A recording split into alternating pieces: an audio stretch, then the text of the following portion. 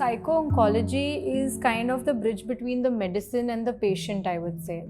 It's more about when cancer comes into the picture, it's about chemotherapy and radiation and all the aspects that we talk about medical terms.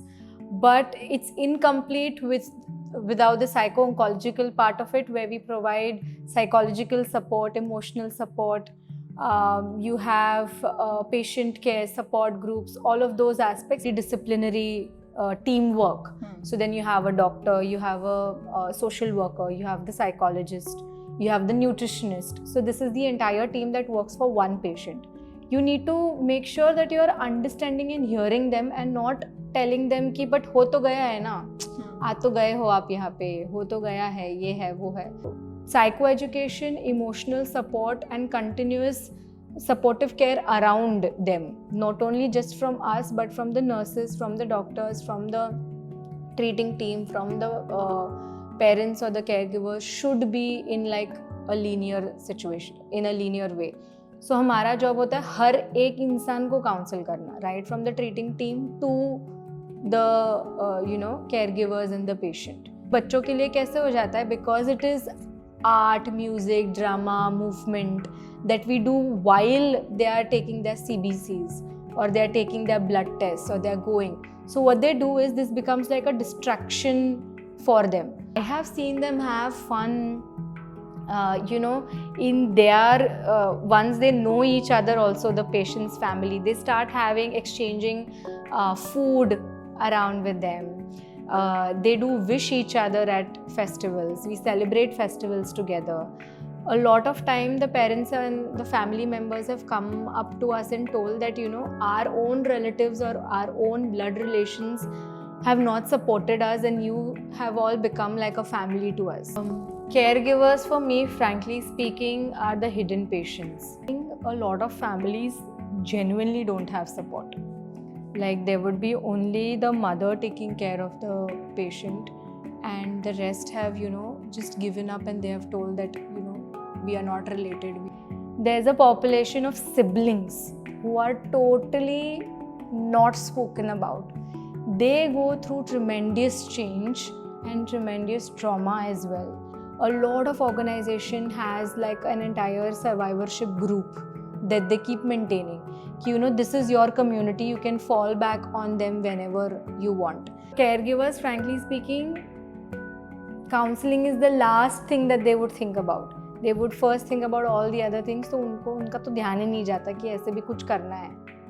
Hello everyone, welcome to another episode of Happier Hour. Today we have with us Karishma Pavaskar. She is a psycho-oncologist. She is a clinical psycho-oncologist and expressive arts therapy practitioner dedicated to bringing emotional care and holistic healing in the field of cancer treatment. She currently works with the Cancer Patients Aid Association in Mumbai, where she serves as the psycho-oncologist, supporting children and families navigating pediatric cancer. Her work bridges psychology, expressive arts, and social impact from conducting art, music, movement, and drama-based therapy sessions in government hospitals to leading caregiver support groups that focus on emotional resilience and self-care. She is an active member of International Psycho-Oncology Society and International Society of Pediatric Oncology, where she presented her research papers internationally. Her research explores the therapeutic benefits of expressive arts in improving the mental well-being and quality of life of both pediatric oncology patients and their caregivers. Welcome to the show, Karishma. Thank you.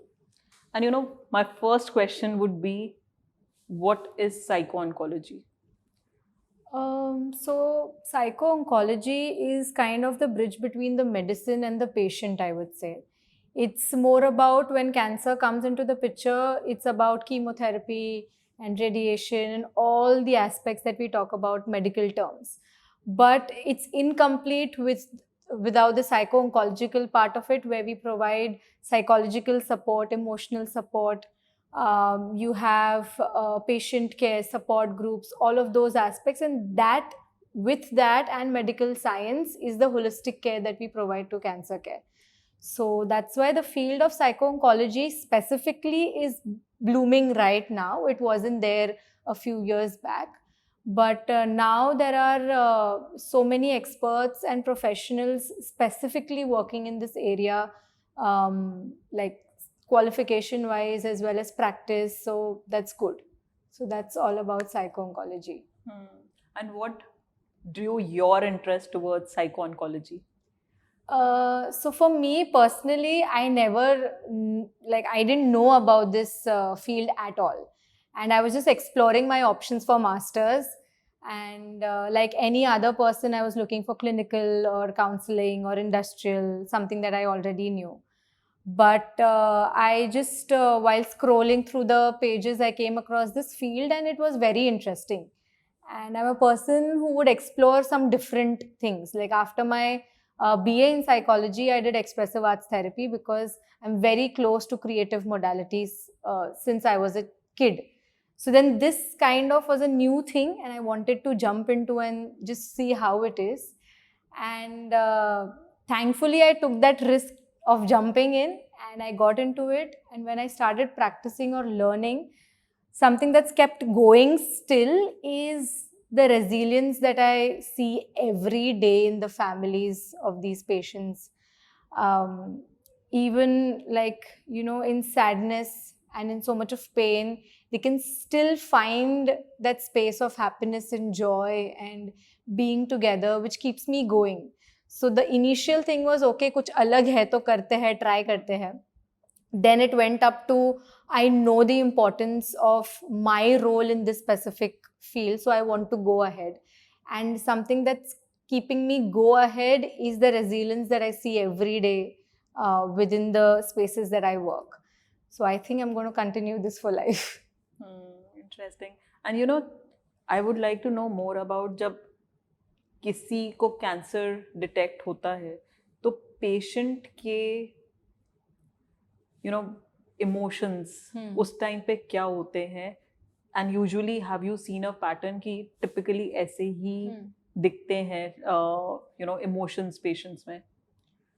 So when it comes to such a chronic illness like cancer, something that's common or typical, like you mentioned, is कि shock है, denial है, या distress है, there's a lot of grief around it. तो ये common चीज़ें हैं जो दिखते ही है. Uncertainty है, कभी कभी नहीं, हमेशा बहुत anxious हो जाते हैं. Also not because of कि okay cancer हो गया, but इसके बाद करना क्या है? There are so many procedures that come into the picture and you don't know. A person like us would also be very anxious कि what steps to take, which doctor to recommend, which doctor to go, do we take a second opinion? So all of those things are common emotional reactions or responses that we have observed that people have, and it's very natural.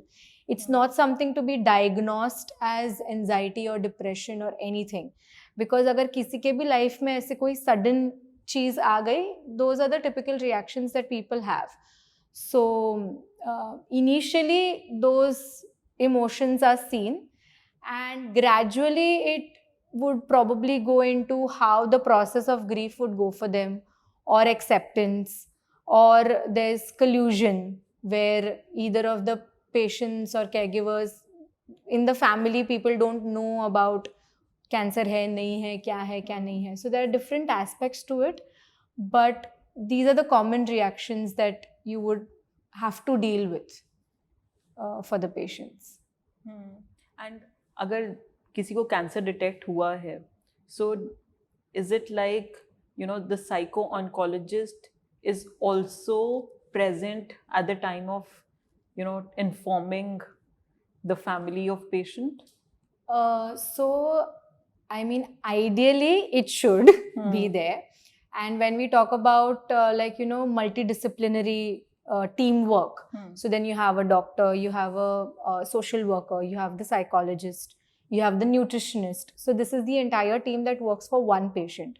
So हम rounds पे जाते हैं, हम inform करते time होते हैं, but In India, it's not regularized. So probably in some hospitals, this is something that they follow. In some hospitals, it's very random. You'll have psychologists only there for basic support to be given or care to be given. So no regular follow-ups or something that are taken. In some hospitals, you will have doctors would just be writing it down. They wouldn't do the difficult part of telling the patient, and they would just go and tell go in room number XYZ. And when we get the file, we know we have to tell them about what is going on, what are the diagnoses. So in India, there's no set procedure when it comes to the psychological part of it, at least. But in my experience, I've worked in both sectors. I've worked in hospitals where there is system, where you go for the rounds, you go for the entire team kind of actually works together. And in government sectors where it's so much of chaos and there's such a huge patient flow, you can't give that much amount of time to each and every patient. So in that spaces, they just, another file that comes to you and you have to actually sit and tell them. But of course, the doctors are being supported by psychologists like us to kind of let them know how to tell them, because it just can't be a very abrupt thing, you have last stage of cancer, you're going to die. So these are not the words that you actually use. So that's where the difference between a psycho-oncologist and any other counselor or clinical psychologist comes into the picture. Usually, even now, because the number of psycho-oncologists, trained ones with educational qualification, are a bit less than the number of counselors or clinical psychologists working in the field. But we come with a proper background with the medical jargons also. So when जब भी कोई chemo वगैरह है, उसके भी side effects होते हैं, उसके वजह से भी काफ़ी सारी चीज़ें होती है, जैसे स्लीप पे इम्पैक्ट हो जाता है, फूड पे इम्पैक्ट हो जाता है, जिसके वजह से फिर वापस इमोशनल रिस्पॉन्सेज आ जाते हैं. But a lot of time when you're not trained in that particular sector, it takes time for you to understand, and that becomes very crucial. And then you give them diagnosis. So already वो लोग एक diagnosis से deal कर रहे हैं, and then people come in and they, there's a direct diagnosis of anxiety or depression or any other aspect. So that's why the role of a psycho-oncologist becomes very important when it comes to telling them about the diagnosis, and in every stage, I would say, the whole trajectory of the treatment. And interestingly, you mentioned that your work involves in the entire trajectory of the treatment. So can you explain more in terms of your role from the day when the diagnosis is done till treatment, and either way, whether they get treated and move healthy out of hospital or pass away. Yeah. So initially, of course, when the patient first steps in the hospital, and you have to break the news of you have cancer or whatever it is, that's when the role is very crucial for us, because telling them in a certain way, in a certain setting, we actually have different modules that we follow when it comes to breaking the bad news to them. And more than anything else, we need to understand where the patients are at right now, because even though you want to break the news, you need to understand what kind of mental state they are in, who can take that news a bit in a better way. I would say there are, lack of better words, I would say. But that's the first role that you would play, psychoeducating them with the entire situation. And personally, my approach is very honest. Whether it's a child or it's an adult patient, I approach my counseling way in a very honest and empathetic way, because I feel कि झूठ बोल के कुछ होने नहीं वाला है, बाद में उनको वैसे भी पता चलना है. So you would, by telling them just the surface things, you would kind of curb the situation for them, but later on it's going to be worse. So for me, psychoeducating them about everything about cancer in a very layman language, right from I've drawn things to explain where the cancer is. I've used words like, okay, it's a knot, or it's, I've used like different metaphoric ways to tell children also, if necessary, why are they taking chemo or why they have to be in the hospital. So honest, empathetic, and a very clear layman approach is something that I start with. Later on, adherence to the treatment becomes very important. So हम बोलते हैं कि ठीक है, हम तुमको chemo लेना है, तुमको डाइट फॉलो करना है, मेडिसिन लेना है, but it's such a huge change and there is no control that they have over any situation. There's uncertainty around. आज तुमको बोलेंगे कि हाँ तुमको छुट्टी मिल गई है हॉस्पिटल से, you can go, and there's a slight infection, and I'm giving a reference of a kid because I work a lot in pediatrics, and they are all excited to go back, and then you're told to be again hospitalized. So, you know, providing them an anchoring safe space becomes my second step, and the rapport building part of it. So the entire journey definitely has rapport building. Then it becomes, okay, giving them that kind of a support, giving them emotional support, making them aware about each and everything. Even when it comes to dietitians, a lot of times they are put rice tubes. Like you would see that उनके nose में ना एक tube डाली जाती है if food intake is not taken by the patient, whether kids or adults. And a lot of times they are being scared कि अगर तुम खाना नहीं खाओगे ना तो ट्यूब डालेंगे, तो ये होगा, तो वो होगा. So जब ये किया जाता है ना, that fear is really very bad, because that tube is a very nice invention done by whoever has done it. Because if the patient is not eating, it's a nice way to, like, you know, actually feed them and keep them good health wise.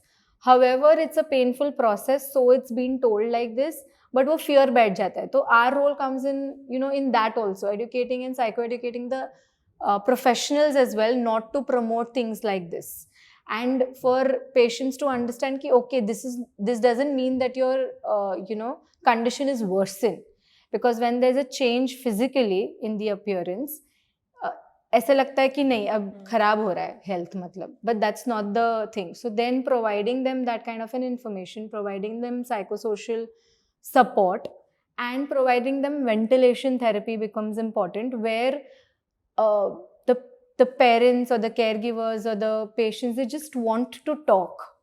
You have nothing else to offer but a ear for them at that point. And with different patients, it works differently. In the next part would more, if they are getting healthier, then taking them into the new normal, how to have that, providing them support group services, making them, you know, ready for what comes. Because there's so much of stigma, especially around, you know, cancer, that whenever they step out as well, there's so many different things that have been changed. If they are working individuals, if they were working individuals, probably they are not taken back, or the family members become so protective कि उनको कुछ करने नहीं देते. So all of those things need to be, you know, made aware and also worked upon. Plus, there might be body image issues, or fear, or all of those emotional aspects to be dealt with. And later on, I think in India, the survivorship is growing so much that I've seen survivors working back in this field in some or the other role, and that's how the entire circle is complete for them. So this is the way that we work in this field. And I think even if they pass away, bereavement services is something that we provide, where it's a hard truth, but you know, the person goes away, but who is behind is the family or the friends and everyone, and they are someone to be taken care of.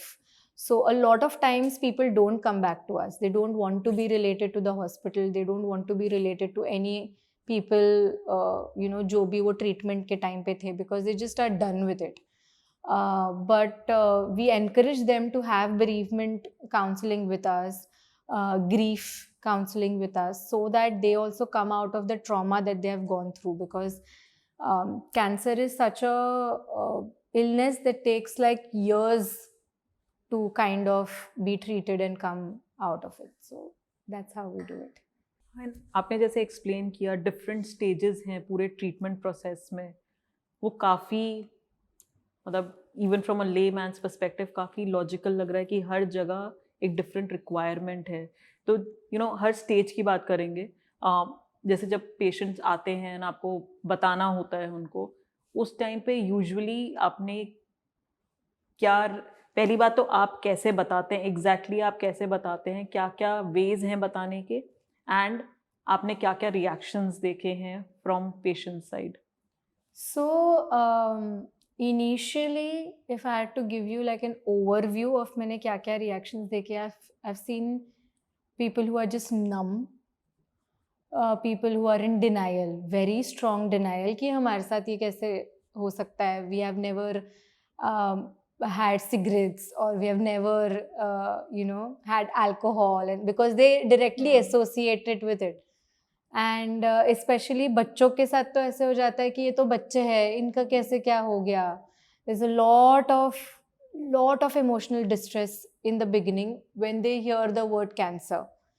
So initially it becomes important to kind of make sure that they feel safe, right? Because I'm a third person for them, right?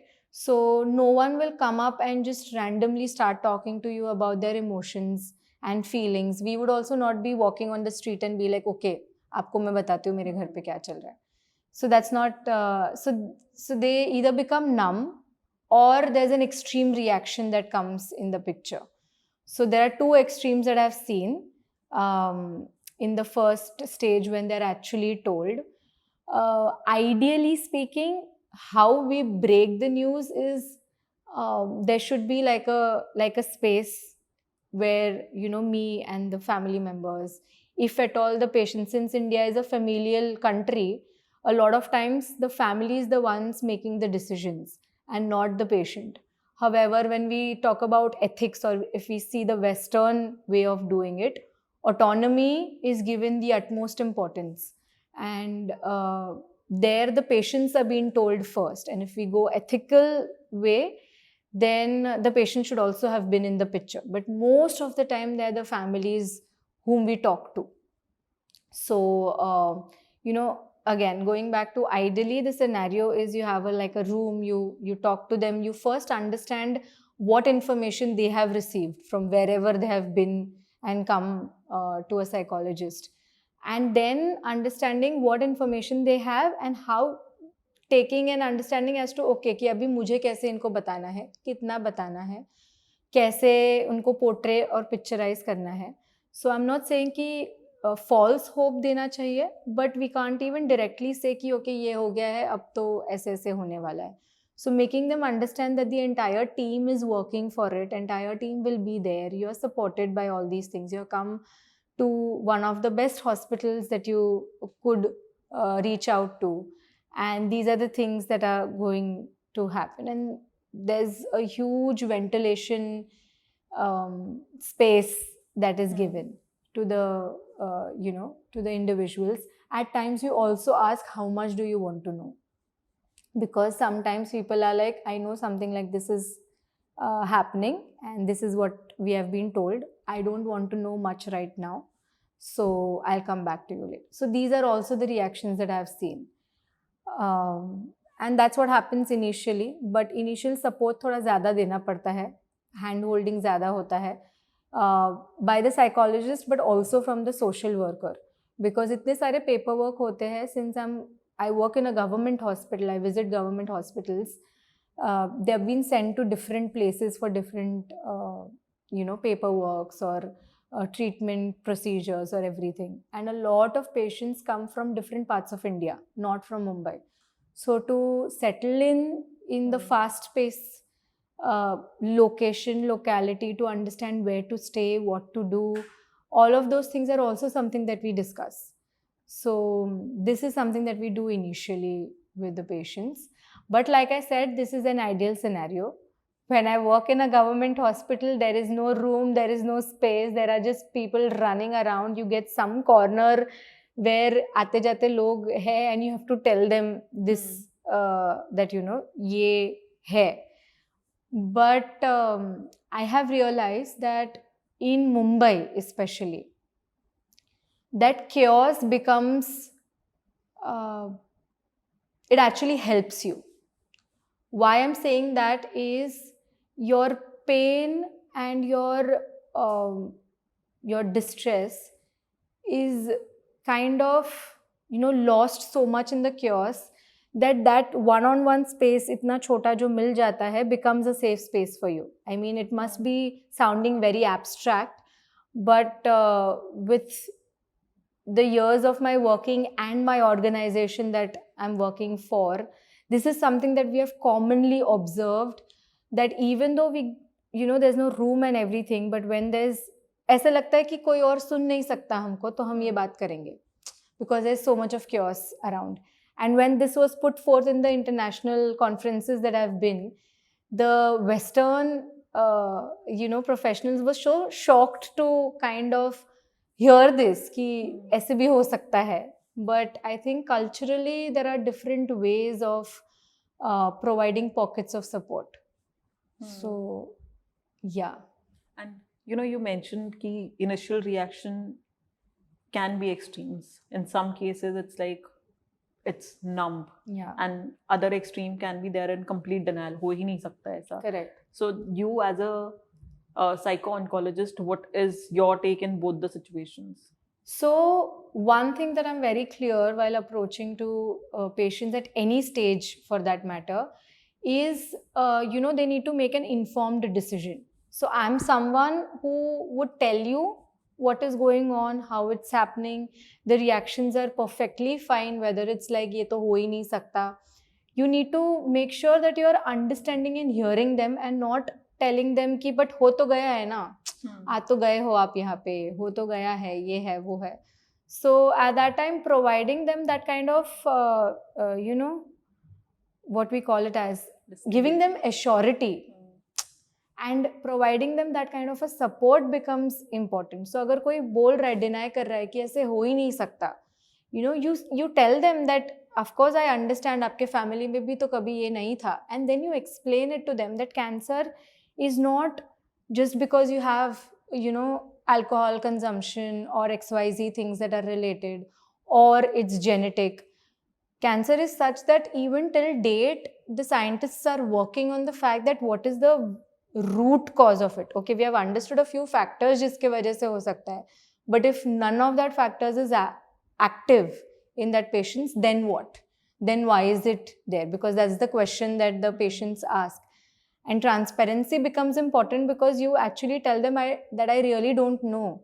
But now that this situation has come through, I would make sure to be there with you at every stage, and you tell me what you want at this point, and I can totally understand what you're going through. However, they would say कि आपके साथ तो नहीं हो रहा है, इसलिए आप ऐसे बोल रहे हो.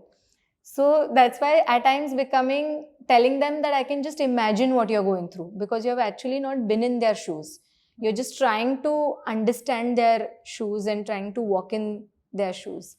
But that's my approach, like being transparent with them, making sure that they have some control over the situation. Even if they say कि हमको treatment नहीं लेना है, हमको second opinion लेना है, आप कुछ भी बोल रहे हो या जो कुछ भी, if this is the reaction that comes in, that's why what I tell them that I have made you understand this. Now you have the control and power to make an informed decision whether what you want to do. When we tell them that, that's when they feel like, okay, let's go back, let's see something, let's understand, and they usually come back. But a lot of times they have in mind कि ये इनको पैसे चाहिए इसलिए ये लोग हमको ये करवा रहे हैं, या all those aspects also come in the picture. So being transparent, honest, giving them some kind of a control because they've lost control anyway with the situation, helps in kind of dealing with the initial conversation. And then the second step, when the treatment starts, तब आपने patients में क्या emotional turmoil देखा है and how do you know take care of that?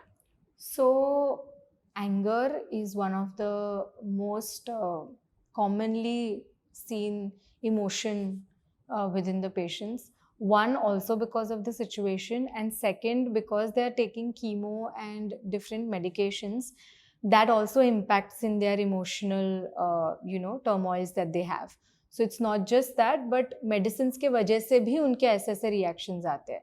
So anger, irritation, बच्चों में tantrum throwing, sadness, distress among the caregivers as well as the patient are the most commonly seen emotions.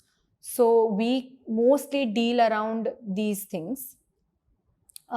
We make sure that, so I'm talking in the context of kids now. हम parents को बताते हैं, a lot of times they start saying that, why my kid is reacting like that, ऐसे नहीं है. So we make sure to tell them that your kid is not like that. They start saying मेरा बच्चा ऐसे बन गया है, ये हो गया है, वो हो गया है. So we make sure to tell them that your kid is still the one that he was or she was. However, he's going through XYZ things, and that's the reason all these reactions are coming in the picture. We use different, techniques. May it be initially CBT or using like mindfulness based techniques to make them calm. Expressive arts is something that I personally use in most of the spaces, especially with kids. And just letting the kids, so rapport building is the most important part. अगर तुम्हारा rapport उनसे अच्छा बन गया है ना, then they will be open to talking to you about a lot of things. So with these emotions also comes कि वो लोग treatment को adhere नहीं करते. Like they will leave the treatment halfway, or they don't want to do it, or their patients are done that they can't take this anymore. With kids, they want to go to school or play, and all those aspects come into the picture, so they are irritated. So they're different. What we do pre taking their counseling is identify different domains that are, there's family, there's social, there's emotional, there's personal, all of these domains. And in the initial counseling itself, we understand which domains might be impacted the most, and then we start working in that domain. I've had kids as patients, as clients, and they've come up, and in my entire 40 minutes they would just not talk to me, and they would say कि ma'am ने बोला इसलिए मैं आके बैठा हूँ यहाँ पे. This happens usually in like a 13 or a 14-year-old where they understand a lot of things. So with different age groups, your approach becomes different.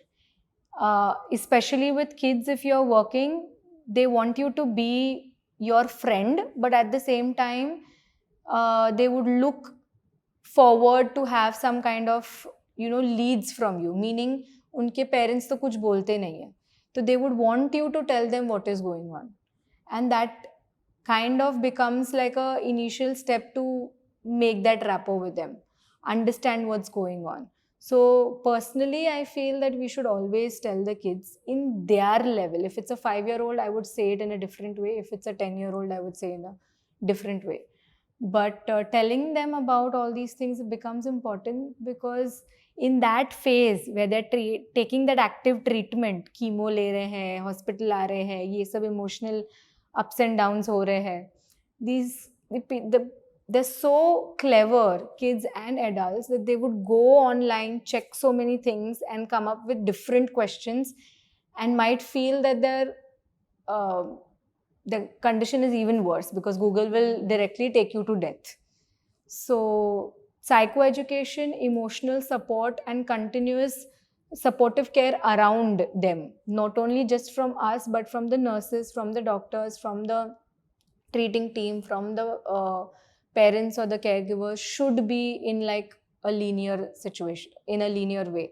So हमारा job होता है हर एक इंसान को counsel करना, right from the treating team to the caregivers and the patient. So that becomes an aspect in the middle part, and they have a lot of questions in that active. मेरा बच्चा ठीक होगा कि नहीं, या फिर मेरा फैमिली मेम्बर ठीक होगा कि नहीं, and that's something that you can't answer directly कि हाँ हो जाएगा या नहीं हो पाएगा. So those questions are very tricky. हमारे साथ ही क्यों हुआ, why me, kind of an aspect. And slowly we go towards meaning making, you know. Either if the condition has become worsened, if they're going into end of life care, where, you know, then we approach more towards dignity therapy. We kind of, it talks about, you know, how they would want their life to be, जो भी बचा है उसमें, what are the different things that they would want to do, what are the things that they would want to give back. All those conversations start happening in the end of life care. And before that, we start with meaning making. You know, they are in the situation, they only see this. So the ray of hope that we want to show is, you know, there is more meaning to life.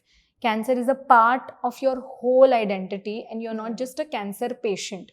We always say as patients with cancer.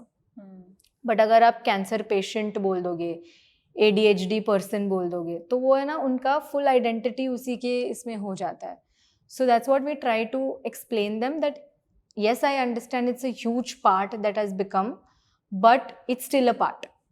So that's what we start working on, like the meaning making journey of theirs. And you know, आप जो बता रहे हैं काफ़ी interesting है कि how is a patient's journey from the time they get to know about it, from to the treatment, to, you know, if they get better or they pass away. It's very interesting क्योंकि from a layman's perspective, हमारे लिए वैसा है कि हाँ बस shock में ही है, कैंसर हो गया, ऐसे कैसे, क्या हुआ था. आई थिंक हम वहीं पे रह जाते हैं, बट वो पूरी जर्नी समझ ही नहीं आती है हमें कभी भी. एंड वो जर्नी हर एक के लिए लीनियर नहीं होती. जैसे मैंने अभी बोला कि इस स्टेज पे हम ये कर लेते हैं, वो कर लेते हैं. For each patient it's different. Some patients react in an accepting manner in the first go itself, but then you would see episodes of anger and depression when the journey is, you know, in the way. The grief cycle also एक डैबडा model है जो हम follow करते हैं, right, from denial to anger, bargaining, जहाँ पे बहुत बार ऐसे होता है कि भगवान मैं ये कर दूंगा, आप इनको ठीक कर दो, या फिर हमारे साथ ये क्यों किया, हमने तो ऐसे ऐसे किया था. और they lose hope in, you know, spiritual and religious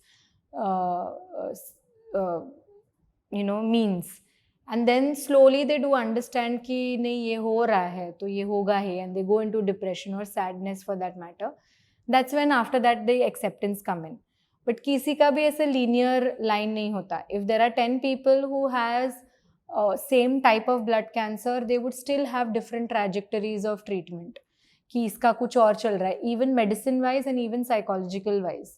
तो that's why it becomes very, you know, क्योंकि बहुत बार पेशेंट्स आके ऐसे बोलते हैं कि हमारा ट्रीटमेंट अब तक चल रहा है बट उसका तो ख़त्म हो गया, he had also the same thing, why, so that means you're not giving me something that that person has. You know, those conversations also happen within the patients. That's when we have to actually sit and make them understand that, you know, everything is different for different people. It's not like, so there's BMT that happens, bone marrow transplant, usually in blood cancers, जिसके लिए काफ़ी waiting period भी होता है and काफ़ी ऐसे होता है कि किसको ज़्यादा अर्जेंट है, क्या है क्या नहीं है. So I had conversation with one of the parent where they had told ki, you know, I have come here, my treatment, my son's treatment is going on for 1.5 years now. Whoever had come with me, they went back home, they're on maintenance. I'm still here, I'm not getting into the BMT thing. But they need to understand why is it happening and what is happening. So इसीलिए एक homogeneous group मिलना to counsel becomes impossible. And also, you know, when you have OPDs and all, so how it works is, if you're coming for a outpatient visit, that's called OPD, you meet the doctors, you meet them there, you go for the visit and all, and then you go back. If you have come today, you might come 2 weeks later. So if I'm seeing a patient today, I might again see that patient 2-3 weeks later. That's also a possibility. Ideally in psychology, you take sessions each week once for an hour or so. That's the textbook thing. But in reality, it's so different. That's why my inclination is lot into indigenous psychology that works. जो western है वही adapt करके मत करो, जो वहाँ का है, जो हमारा है, सब मिक्स करके जो यहाँ सूट हो रहा है वो करना बहुत इंपॉर्टेंट हो जाता है. And that's why we introduce a lot of group counselling sessions, और rather than group counselling I would say group workshopy sessions in that mode, where I've identified a certain things, like I mentioned, there's anger or there's tantrums, or there are different things that we have already research has spoken, we have observed, we make sure that those things are studied on, and each week we take upon one topic for which we have like a 2-hour workshop, an art-based workshop with them. So through those things also we kind of try to give them support. So especially बच्चों के लिए कैसे हो जाता है, because it is art, music, drama, movement that we do while they are taking their CBCs or they are taking their blood tests or they are going. So what they do is this becomes like a distraction for them. So there are huge lines in government hospitals for all of these things to be done. They come, they register, like they write everything, then they have to go to the doctor, they have to go to the nutritionist, they have to do their CBCs. तो वो पूरा फिर उनकी file जाती है तो वो पूरा दिन लग जाता है. अब इसमें if you're taking small kids around, they're going to be anxious, they're going to be cranky, they're going to fear with the white coats and everything that's around. So the space that we offer there becomes like a distraction. तो वो लोग ऐसे रहते हैं, हाँ फटाफट करो मुझे वो करने जाना है. So then they don't pay attention here. That's why we provide these so that's what I told. ऐसे छोटे छोटे pockets create करने पड़ते हैं so that we can provide them supportive care. So that's how it looks like. And you know, जब भी cancer की बात करते हैं तो बहुत ही सैडनेस दिखाई देती है कि हर चीज़ बहुत सैड है. बट फ्रॉम योर एक्सपीरियंस आपने क्या देखा है? Do you see joy also coming up from this entire journey, कि लोग क्या वो एक्सपीरियंस कर पाते हैं joy? Absolutely. Frankly speaking, yes, of course, it's not like कि वो sadness जाता है just because they are laughing or having some good time together. There is a constant background music जैसे वो चलता ही रहता है, that there is some anxiety, fear or sadness. However, frankly speaking, working in this population has changed my perspective towards life. I feel that even in such painful situation, they have so many anchors of joy and happiness, or they would look forward for some kind of an event that we, kind of organize for them. Or we also organize online support groups, because we have realized, especially for parents, I mean the caregivers, I have a soft corner for caregivers. So, उनका जब वो होता है, when they connect with each other, and because it's important, you can't only be sad and take the treatment all the time where you can't refresh yourself. So there should be some time that you're laughing, some time that you're having some fun. It's very important for the family as well as for the patient, because आप जितना उसको normal feel करवाओगे, even though it is ideally not so normal, it helps in your treatment, because there is a connection between your mind and body.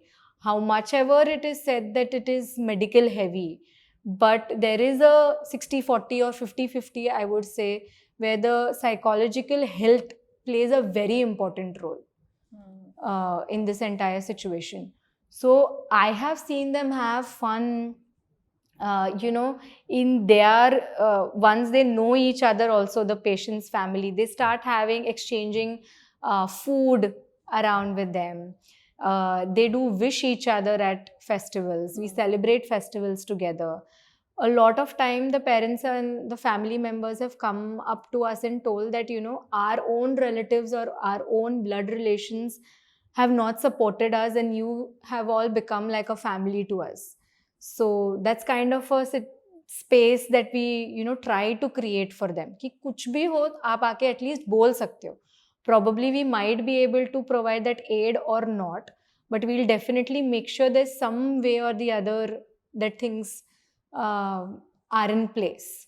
So yeah, there are you know, times when there's so much of joy, even in the admitted wards that we have clowns sometimes that we get to the wards, so that the kids can, you know, just play around or see, because they're not able to move much because of all the treatment related things that's going on. So that's when they become happy. Then they will talk a lot. Then they would be in a good mood at least for some time. So yeah. Yeah, and that's very, you know, interesting to know कि मतलब even in these phases of sadness, they are able to experience joy, and you know you're able to see good side of life as well. Even though, like you said, कि background में music वही चल रहा है पूरे time की sadness है, you know it's a life-threatening disease. Correct. But हाँ आप उसमें भी as a human being you are able to find, you know, some pockets of joy. And you know, you interestingly touched upon caregivers. So, in this entire journey, how do you support caregivers? So, caregivers for me, frankly speaking, are the hidden patients. May it be, especially if it's a pediatric oncology patient, it is even more heavy on the parents or the caregivers. But even in adults, caregivers are seen as a hidden patient because they start thinking that whatever they have to do it for the patient. So slowly, of course, patient के life में तो change है ही, but their entire life also changes, right from, you know, their timetable, their work, everything. And slowly, you know, they start losing their identity. I have so strongly observed that they start calling themselves as, okay, this one's mother, this one's father, like the patient's mother, father. They wouldn't say, okay, my name is Karishma and, you know, my father is admitted or whatever. So those small, you know, hints that I've got from them while I've worked and I've internships in the study that I've done, that I had such a soft corner for them ki, you know, I keep telling them that खाली bottle से पानी नहीं आएगा, you know, so there you can't pour anything if you're empty. And in order for you to care for your individual or your loved one, you need to be in a stable position and you need to take care of yourself. They would outright go not eating or, you know, not paying attention to their health, or you know, just whatever it comes, they would be like, okay, if you're offering this, please offer to my patient, not me, not. So there's so much of that. And then there's also a factor of guilt. Ki how can I enjoy if my loved one is this? Or how can I rest if my loved one is not resting? So that constant guilt is definitely there in a caregiver. And that's my approach to them. I work extensively with them. I have my research projects for them. कि आप अपने patients का तो ध्यान दो ही, but if at all you fall ill और you are not okay, how are you going to even care for them? So it's very important. Self-care becomes a very huge topic of discussion with them. And having said that, we conduct like different support groups for them, not individually, so that they are in a group, so that they see what others are also doing. If there's one person who's actually adapted it, they would probably look up to that person and continue doing it. And that's the piece of advice that I give them. Initially we started with workshops for the patients. What we used to do is we used to organize a workshop for the patients. Ideally, with the patients, the caregivers definitely come to whatever venue that we are calling. So rather than asking them to wait for those 2 hours, we used to tell them, हाँ दूसरे room में आ जाओ. We have another, you know, kind of an event for you. So our main focus used to be them, but we had to kind of mold it in such a way that they would feel they're doing something for the patient, but at the same time, things used to happen for them. That's how we had actually started to make them understand. Once they started having fun or started feeling some kind of a relief, that's when we told them about, okay, you know, you need to take care. This is something that you need to do. That's when they themselves said, okay, I would sign up for a, you know, for a support group like this. So it's a huge, it's a area that is now being explored a bit. Then this population is not kind of addressed a lot, but eventually I think it's going to take up a lot of space in the oncology setting as well. And काफ़ी interesting है जब आपने बोला कि you know वो अपनी identity ही भूल जाते हैं in a way. It's Yes. More about we are mother father और XYZ of the patient. And काफ़ी इंटरेस्टिंग वो भी था कि आपने जब कहा कि फर्स्ट टाइम एटलीस्ट आपको उनको कन्विंस करने के लिए ये बोलना पड़ता है, अच्छा ये कर रहे हैं ना तो आप चलो इतने Correct. में ये कर लो. Correct. So it's more like you are not saying कि you do it for yourself. It's more like अभी टाइम फ्री है इस चीज से तो आप ये कर लो. Yeah. And in your experience what have you seen, क्योंकि केयर गिवर में how I see it as कि उनको लगता है अब इनका यही रोल है, अब और कुछ है ही नहीं. And if you do not do things for the patient कुछ होगा ही नहीं, right? There's no one to take care of the patient. So how do you take this situation and how do you explain them or make them understand the importance of self-care? So honestly speaking, a lot of families genuinely don't have support. Like there would be only the mother taking care of the patient and the rest have just given up and they have told that we are not related. So I wouldn't shy off by saying कि ऐसा situation नहीं आता जब actually वो एक ही इंसान है जो सब कुछ कर रहे हैं वो पेशेंट के लिए. There are families like that, especially in the low socio economic strata. I've seen that if the kids get cancer or the mothers are blamed and the husbands just just go off or vanish from the entire situation, or they might be for some time and they just leave. So in situations like this, definitely organizations like us or different third party organizations, touchwood, there are a lot of people working in this area. They help them out with shelter, food, community help, all of those factors, but it becomes एक step पीछे चले जाता है वो self care के, because they are genuinely doing only care giving. And I just had this conversation with some of my peers some time back where we were debating on the word itself, the caregiving.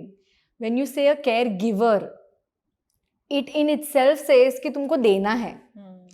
However, when there is someone at home whom we call and they have to, take care of someone, it's a caretaker or a helper, right? So when it's a caretaker, you give and you take as well. That means you're giving help, but at the same time, it's not your only job that you do.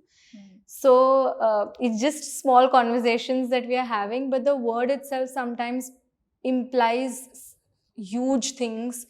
Caregiving ho jata hai wo. That's why the role revolves only around it.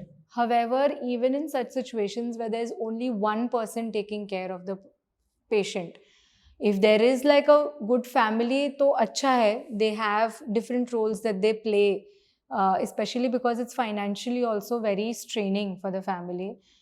Someone in the family has to take up the financial role. Someone has to take the role up of being there for being there with the patient and taking care and all those aspects. Someone is doing something else. So if there's a family there, then that's a better situation. Self care explanation वहाँ पे भी होता है, but फिर थोड़ा एक step आगे का हो जाता है because they have support. In a situation where there's only one person who takes care,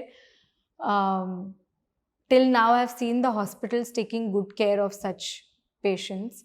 And even if that's the situation, we still make sure that they have spaces of, care and support that they get.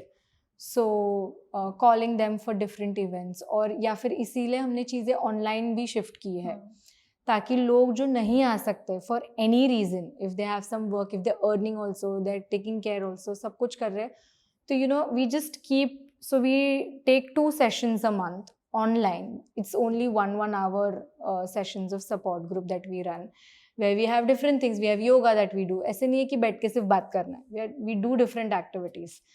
But we approach them in a way कि पूरे महीने में आपको सिर्फ 2 घंटा देना है. So then mentally, ideally psychology, it becomes कि हाँ ठीक है 2 घंटा तो I can spare for myself. So that's how we start. So it actually is a way to kind of approach them. How you approach them is the thing. And if you have that kind of a rapport with them, then usually they do start understanding bits and pieces of self-care. And you know, जैसे care giver की भी जो journey है through out the treatment process, तो आपने क्या देखा है? मतलब जब पहली बार बताया जाता है कि ये हुआ है, तो केयर गिवर का रिएक्शन कैसे होता है? एंड मतलब usually what have you seen, कैसे पहले तो डिसाइड होता है कि ये केयर गिवर है? So primary caregivers तो blood relations जो होते हैं, usually they are the caregivers. With kids it's parents mostly. If the parents in any case are not present, then they would have some guardian with them, either the grandmother, grandfather, कोई तो रहता ही है. And with the adults also, so usually the caregivers are the family members basically. Then in the process we come to know कि okay, this person is someone who is going to be constantly, you know, looking after all the hospital things and किधर जाना है, क्या करना है, क्या नहीं करना है. So when you identify that person, usually that person becomes someone who can take in things. However, whoever is with that person who is doing the other work, you know, अगर admitted है तो उनके साथ रहना, as someone who needs help, emotional help. This is something that I've seen commonly, but it can be different. I wouldn't say it's a said thing. But because one person is constantly running around for blood or for different tests या फिर कुछ भी जो करना होता है, and there's one person who is always there with the patient. So you at least need 2 people for the entire you know, process that happens. The running around people is usually someone who would take in, but उनका भी कैसे रहता है कि वो take in करते करते करते and one time they would just, you know, just burst out. I've had episodes at the hospitals where, you know, they're yelling and they're screaming and there's a fight happening. All of those things also are seen in the hospital. So उनको भी है ना थोड़ा तो, and they are not interested in counseling at all. They would say my work is this, I need to get money, I need to run around, I need to do this. It's not very gender specific. Usually, like we say, males are the one who do it, but I've seen that it's not really gender specific. So it's either way around. But they are like they're constantly running around, and the other person is constantly in the hospital environment, in the entire pool of patients and everything. So उनके साथ तो हमारा constantly चलता ही है, but whenever we get chance to talk to the other caregiver, we make sure that उनका भी हम थोड़ा देख रहे कि क्या हो रहा है and क्या नहीं. Especially there's a population of siblings who are totally not spoken about. They go through tremendous change and tremendous trauma as well, because everyone's attention is to the kid or the patient. Especially in kids, बड़े हो तो ठीक है, they do understand in adults. But patients में, when there is so much of focus on one child and the other child is just left either with some of the relatives, or if they have traveled from some state and come here for treatment, वो बच्चा तो उधर ही है. And not meeting the parents for months at the age of 10, 11 is also a huge thing for a child. So, you know, making sure and taking information about the child back there also as to what is happening. Is he or she going to school? Is they know about all these things? Are the siblings talking to each other over calls? This is another sector also that we need to cover if there are siblings in the family, because the parents also later on think कि हम उस पे तो ध्यान ही नहीं दे रहे. So I've just left that kid somewhere, and the kid also feels कि सब care इसके लिए क्यों.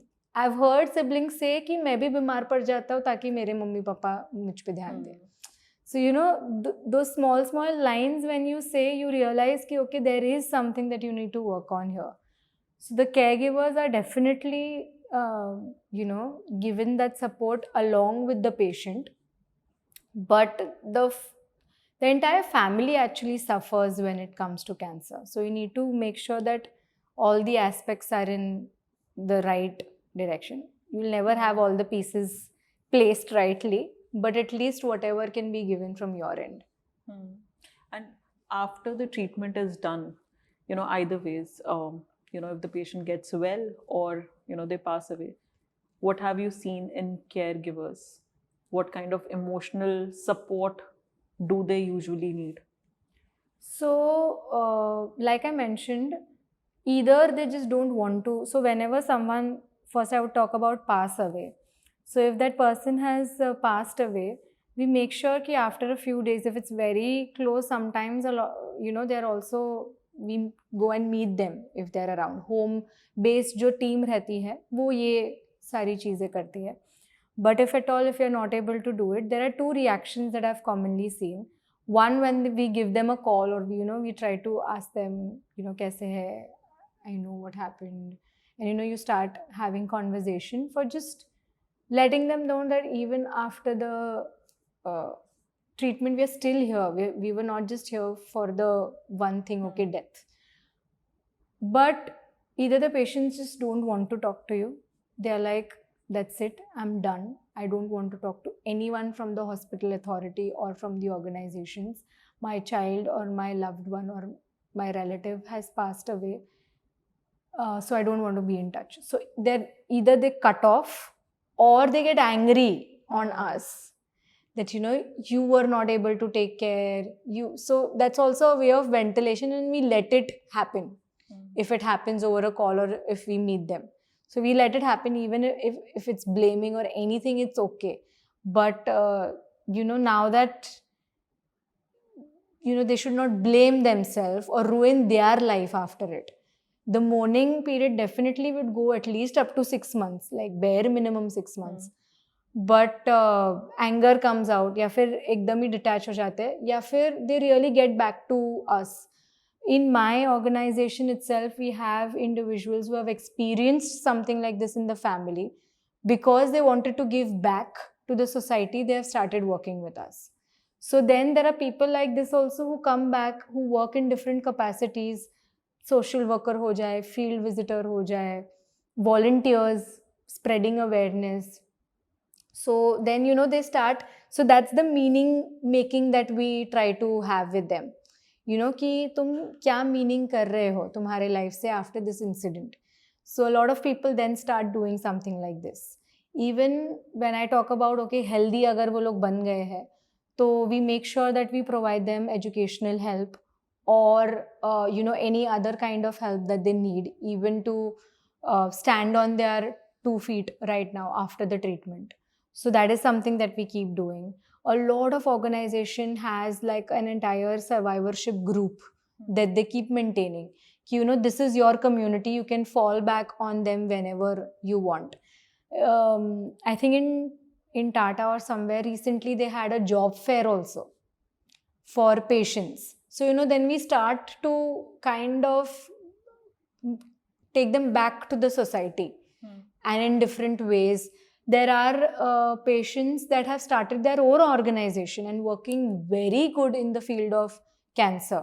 So they are coming up with different things and getting back to, so there are different approaches that they do.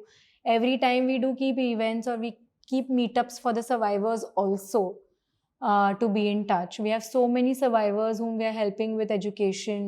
उनके medicines तो भी चलते होते हैं. We do keep in touch with them and provide them the medicinal help, or we have programs with them. So for me and the organization that I work in, it's not the end where okay तुम hospital के बाहर अगर step out कर रहे हो, whether it is healthy or not a good result and you have passed away, we are still there, and that's the reason our motto is total management of care. So it doesn't stop there. Even in different events like Tata Marathon and all, our survivors come and run with us and run for us. So that is also that happens. So when they also come back to us, it feels very nice. But yeah. And talking more about coping mechanisms and therapies that you use. So I think we touched a little on that, but typically, what are the different kind of therapies that you use with patients and with caregivers? Okay. So I would first talk about my favorite one, that is expressive arts therapy. I use it very, in all sectors and with everyone, because personally I feel that when words fall short to express, especially in this kind of a field, arts and creative modalities is something that you rely on. And it's not just that we have started right now. In India, culturally, we have been seeing from the Vedic period, I would say, when we had, Gurukul systems and everything. At that point also, we had creative modalities through which people learned. We have so many cultural dances and everything which is done in circles. Why is it? It gives a sense of togetherness and the energy that's passed. So, keeping all of that in mind, when I talk about indigenous psychology, expressive arts become a core technique that I use with my patients, where either if it is emotional regulation, if they have any emotional distress, or if they have trauma, body image issues, or if, even if there are sexual health issues with the partners, or if they have something like that, creative modalities become a very, very indirect way to understand what's going on. So, say for example, with kids, I had this activity where there was a plain body drawn, and they had to. We spoke about different emotions, right from what emotions are, identify anger, ye wo. They only told me that, okay, I feel like this, I feel like that. They talk about it through different things. And with guided visual meditation and everything, they actually took different colors and marked, okay, if you're talking about anger, where do you feel angry in your body? And then they would mark it. And if they feel angry a lot, तो वो बहुत ज़्यादा colour कर देते हैं. अगर थोड़ा कम ही लगता है तो किसी के सर में होता है, किसी का पैर के यहाँ पे उन्होंने ड्रॉ किया है, किसी का कुछ, किसी का. So all these modalities would actually be helpful. Another case was the patient was admitted, so it was a relapse case for that patient. He was a 10-year-old boy. Unfortunately, he's passed away. He had come from Calcutta. He had taken his treatment there. I think once he had taken it there. He was okay. It was a relapse again. He took some treatment there, but then he came to Bombay. He did his treatment. He was in his treatment phase, and he was a very good singer and a very good narrator as well. But because of such a long process, like relapse हो गया, मतलब again वो recurrence आ गया, again going through the same things, he was very devastated. And I came to know that he likes singing, or he likes rhythms, or he likes all these things. So we had a lot of musical instruments, like the shaker, or you have the small bongo or drums and everything. So in one session, I had taken a lot of such. In the hospital, we had taken these instruments, and then that's when he started expressing. And he took over, like he took the charge over in the entire session itself. He was the one kind of taking the lead. Everyone joined him, and he sang like Bengali songs.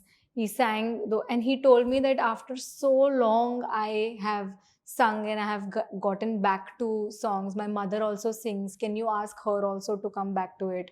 Because since it's all started, we have lost touch with these things.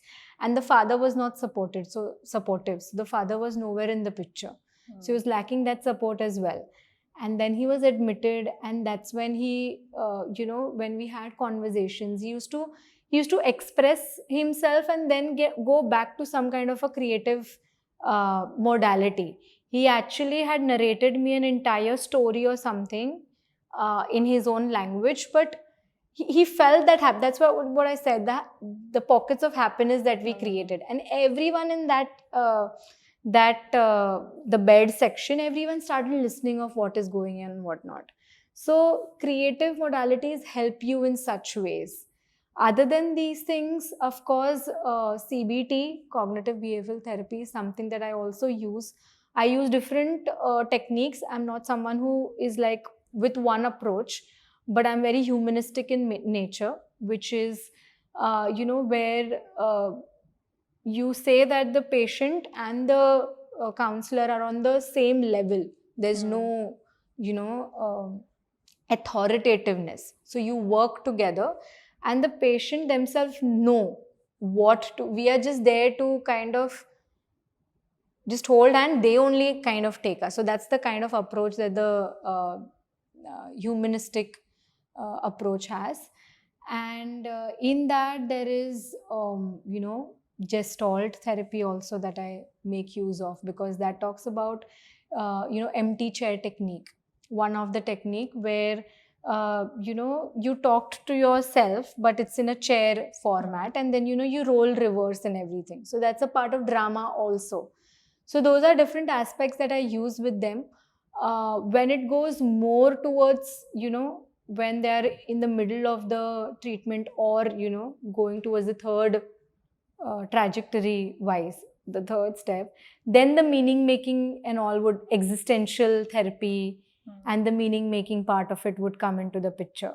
So I think stage wise I change my approaches, but humanistic and expressive arts is something that is there all along. And for caregivers, what are the typical modalities that you use? So again, the base modalities remain the same with the humanistic approach and the expressive arts. But with them, it becomes more towards the aspect of, there's a lot of social issues that they also face, right? For caregivers, frankly speaking, counseling is the last thing that they would think about. They would first think about all the other things. तो उनका तो ध्यान ही नहीं जाता कि ऐसे भी कुछ करना है. तो initially they just sit because they have to, or because they know that okay, इनसे ये मदद मिलती है तो हमको ये करना पड़ेगा, kind of an attitude that they come with. So initially it's more of psychoeducation with them, I would say, not much of counseling. But EFT is very important. That is emotion focused therapy, where there are different techniques, because emotionally they're very charged. So with them, that and the SFBT, which is like a it's a very solution focused therapy that we use with them, because they are like कि ये problem है, मुझे solution चाहिए, so they can't wait. वैसे है. So with them we need to use different kind of approach, probably the baseline being the same कि हाँ हमको इनको emotionally regulated रखना है, but हमको दूसरा techniques use करना पड़ेगा उनके साथ. So and why I use creative modalities is जब भी हम one-on-one ऐसे बात करते हैं, they feel very anxious, and the first thing that comes in their mind is मैं पागल तो नहीं हूँ, तो मेरा counseling क्यों कर रहे हो? That's very normal stigmatized thing that we hear. Or even if the kid is taken aside, even in school, normally if we are taking aside, we feel like ma'am ne humko baaju mein liya, right? So that's why group therapy works better with this population. And kind of one-on-one ऐसे लेने से अच्छा ऐसे बैठे हैं normally बात, they wouldn't even feel that the counseling is going on. Initially, when you do something like this, then they would be okay in sitting in a room and talking to you. So with them again, emotion focused works well. Cognitive also, the CBT, because their thoughts and their actions and behaviors, sometimes there's no link only between it, and because the thoughts are so कि कुछ हो ही जाएगा, कुछ करना, there's thought stopping करना पड़ता है कि नहीं मत रुको. सो इतना नेगेटिव थॉट प्रोसेसेस होता है. CBT works wonders with them to kind of translate back into how it can be a positive approach, or how you can see the same thing in a different way.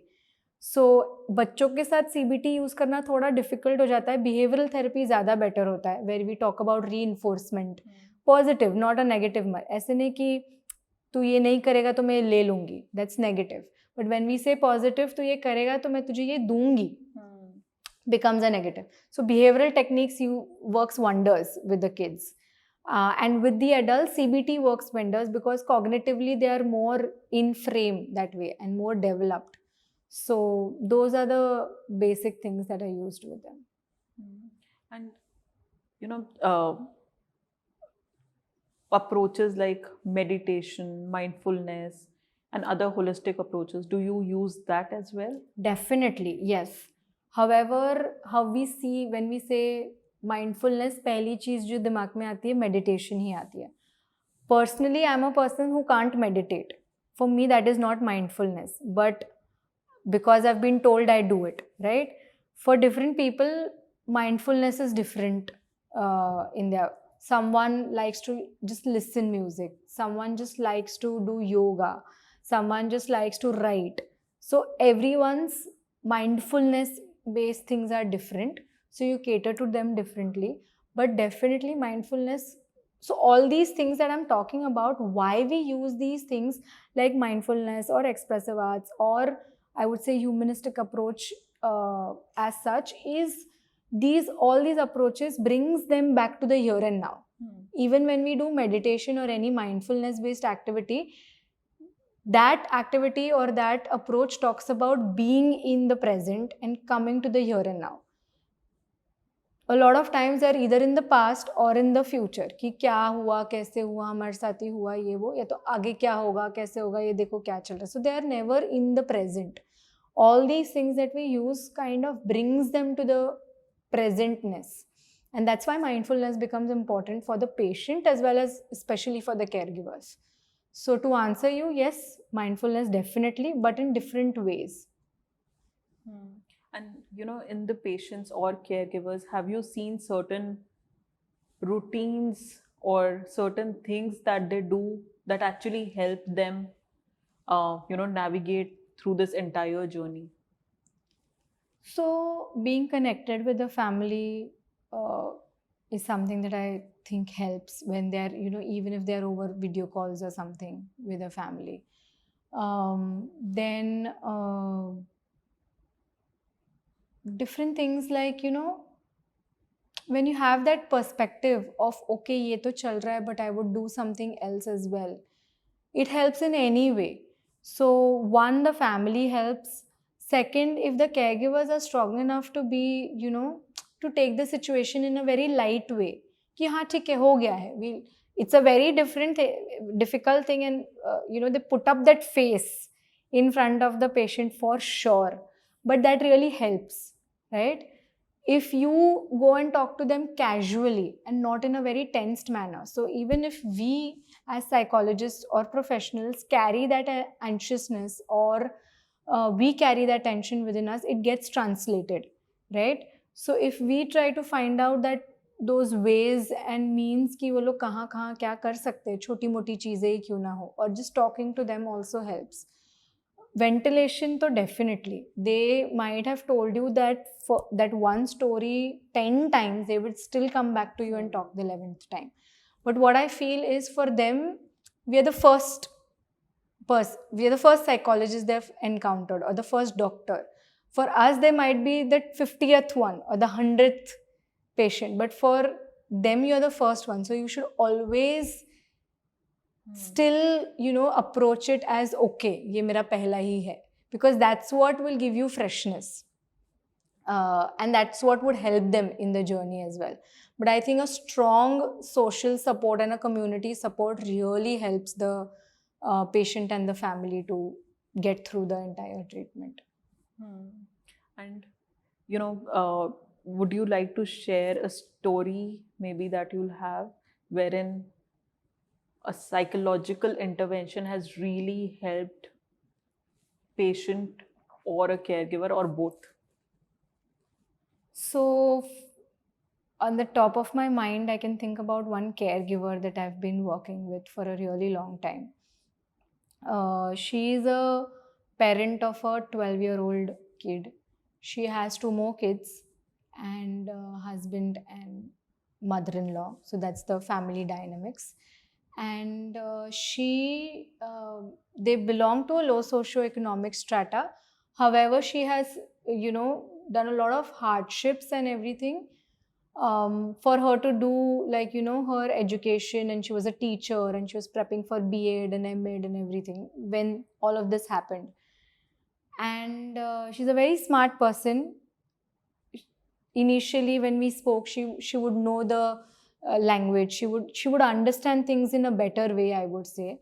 But I would always see her a bit more like, lost. And with, rapport building, with, so first approach, if एकदम पहले ही तुम care giver के साथ काम करने जाओ ना, तो वो नहीं, जितना मैंने देखा है, वो इतना भाव नहीं देंगे या फिर कुछ करेंगे नहीं. First, if you go to the child, if they see that, okay, this is a person who's comforting my child, who is a very go-to person for my child would come to the hospital and run to this person. That means they know कि okay, ये अच्छा है. तो patient के साथ अगर rapport build किया है, that's what happened initially, and that's when she started talking to me everything, and we had counseling sessions. And that's when I realized that, her identity issue has become very, so I'd seen her in the journey, and slowly she was losing her identity. Why this happened? Because she was the one who was running around more. She had support from the family, but mummy है तो वही सब जगह पे ज़्यादा थी, and she had left all her B.Ed and everything behind, and she was feeling very guilty about it because she had some exams coming up for which she had to prepare and sit for.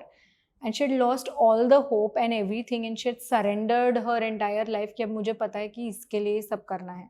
So this is where she was at. We had identified that there was loss of self-identity, loss of there was loss of self-worth, I would say. And she was very scared and anxious.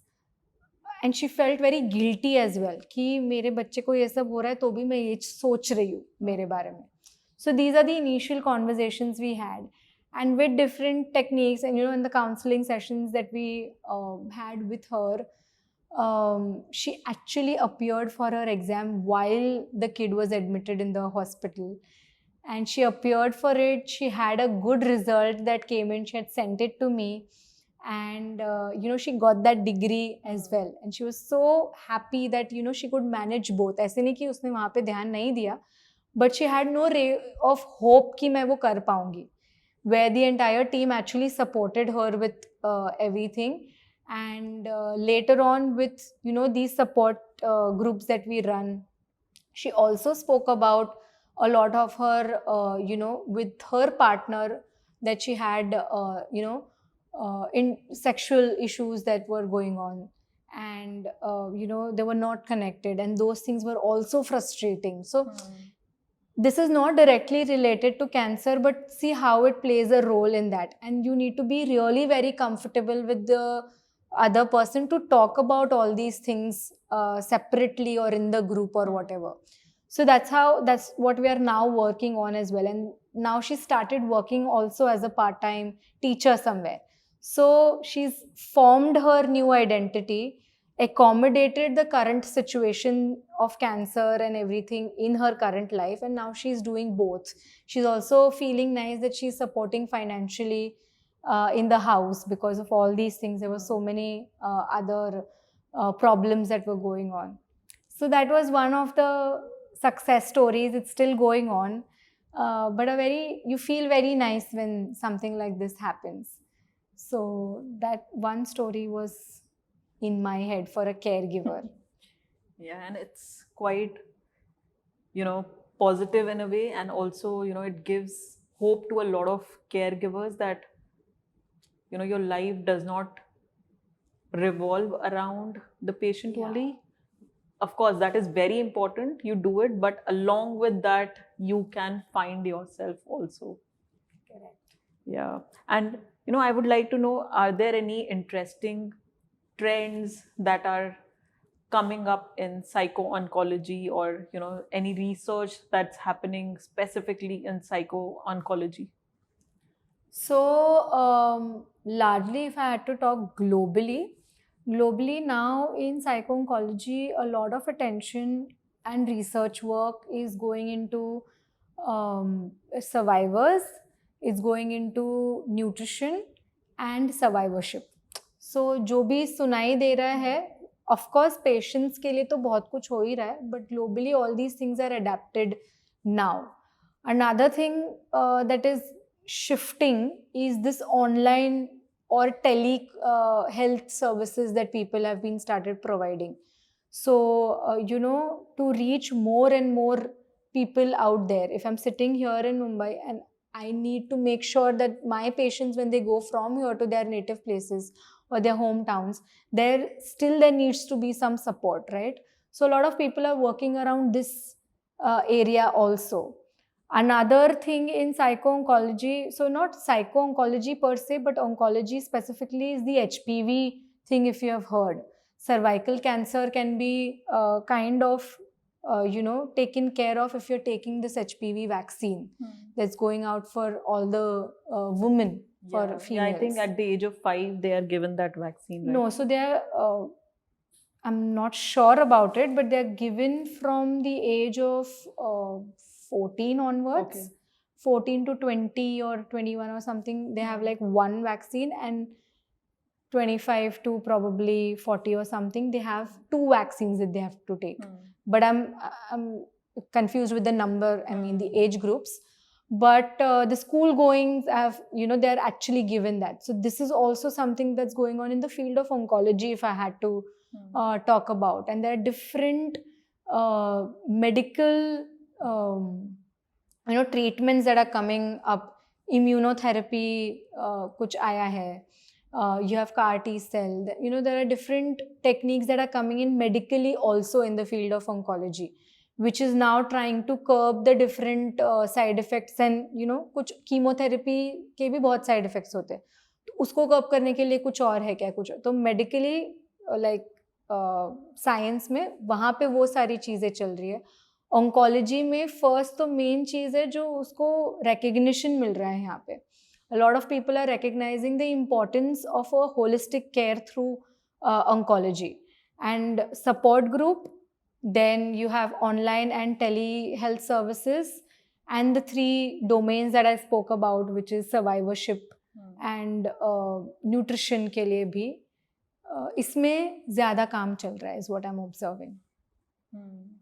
It's quite interesting. And my last question would be more about you, that you're such a young professional and you entered this field.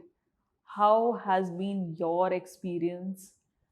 Because as a young professional, you do not want to see people dying, going through so much of pain. So how has been your experience?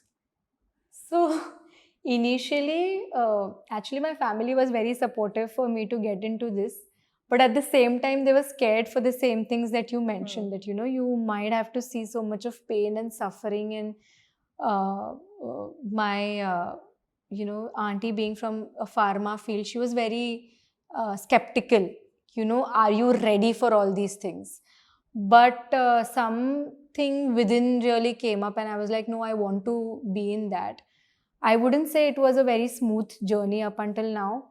It's been a very rocky road for me, where I had taken counseling myself. I've taken supervisions. There was a point in time where within 2 months, I had 4 to 5 of my young patient passing away. And initially, when the first one, so I had personally put myself first. When I had my first internship exposure also, I made sure I put myself into end-of-life care and palliative care, so that I see death, I see pain, I see everything, and I get used to all these things. So at that point, I didn't even realize that my body is getting drained or what is happening, how is it happening. But you kind of, that's when it's said that you need to have your own self-care and you need to set boundaries as a professional till what edge are you supposed to push yourself. Otherwise you will be burnt out and you would be of no use then, actually. So I tried to expand my boundaries and see where I can, fill in and to see everything.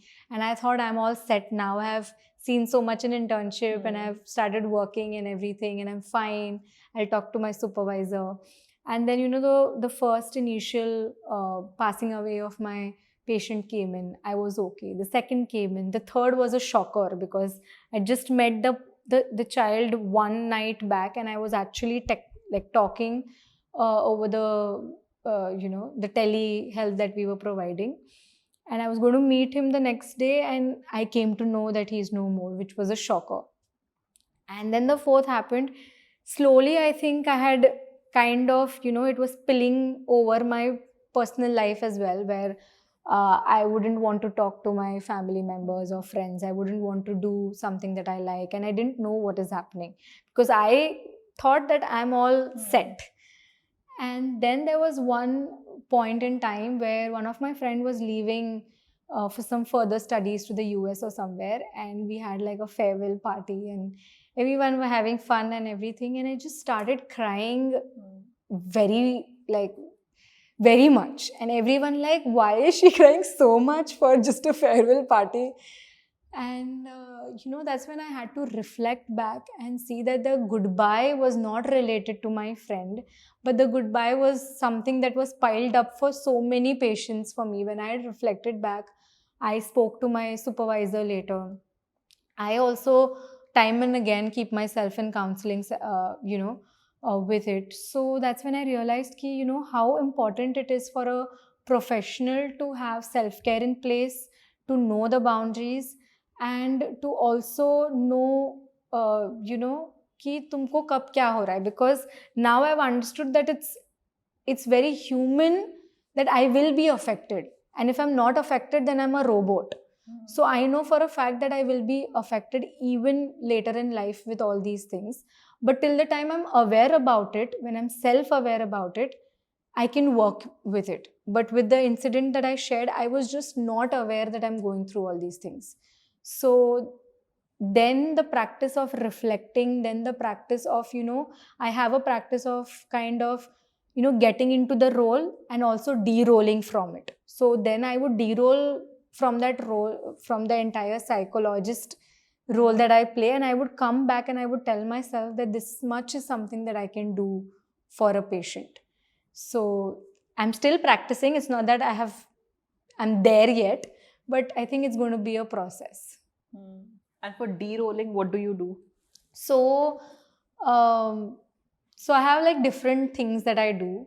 If there's telehealth that I do, either for oncology based patients or anyone, I have a ritual of like 2 rituals. Either I would, light something up, even if it is like an online thing that I go. So that is something that marks my presence. And then I will just put it off. Either it's like a agarbatti or a candle or anything that would make the space kind of active that way, and then it will be distracted if I'm de-rolling. It also is the same thing when I structure my space when I'm taking the counseling sessions and all, and for me to destructure it becomes very important. I can't just leave it, then I feel very open that way. That is one way of doing it. Another is this is a practice that I'd learned in one of my internship, where monthly, if someone is passed away or something like that, I keep note of it. Of course, I'm in touch with them, but monthly I do give a prayer for the person, because sometimes there's no closure. You have met that person 2 weeks back and then you know कि नहीं है, and तुम सोचते हो कि हाँ next session में मैं ये करने वाली हूँ. So there's no closure from the patient or the family. So I have to find my own closure. So I make sure that whatever I wanted to say or I want to do, I do it at the end of the month with all the patients that have come in or something on those lines. Thankfully, my workplace is also very supportive. So they make sure that if there's anything that you just want to come and talk to, even vent out or just rant out, it's okay. So then that space is offered. And reflection, like I personally express myself through dance. That becomes a routine for me if I have to, have some self-care. That's very, very interesting and very informative. for a layman like me, I think I have learned a lot in terms of, what goes on overall, in cancer care in a way. And, it's not only about just popping up pills, it's a lot more, because as a human, we are going through a lot, whether you are a patient or you are a caregiver or you are a psychologist. So everyone is going through a lot. And I think, I'm sure our audience would have learned a lot as well. Thank you so much, Karishma. Yeah, thank you so much for having me here, because one of my core motto is to, spread awareness about this field of psycho-oncology, and to make, students also aware कि ऐसे कुछ है which they can explore, not just the fields that are already there. So I hope through your channel, people come to know about this field in any capacities. If they can add on and bring in their expertise, that would be wonderful. So thank you so much for having me here as well. Thank you.